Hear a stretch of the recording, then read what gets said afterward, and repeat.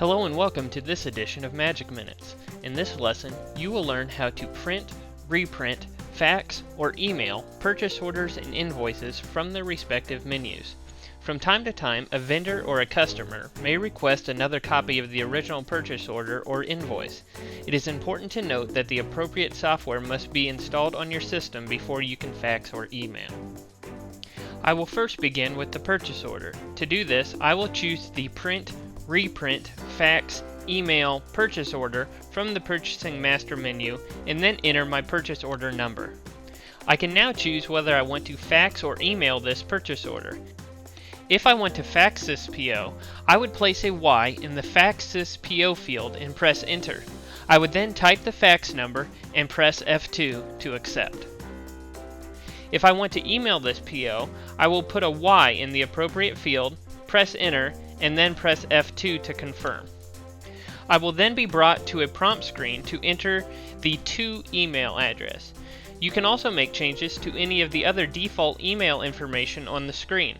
Default email information can be set up in the EDI Set Defaults menu within the Special Function Master menu. You can learn more about this topic by watching the Email Defaults video on our page.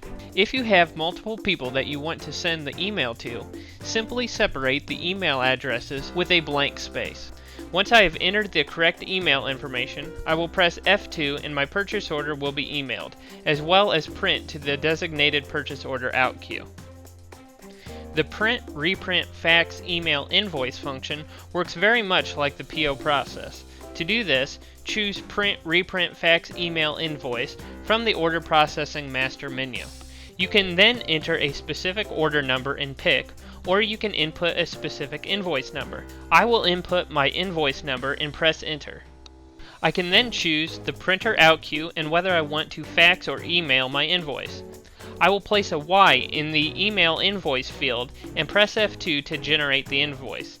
Like the PO, I can then enter my to email address and make any other changes necessary.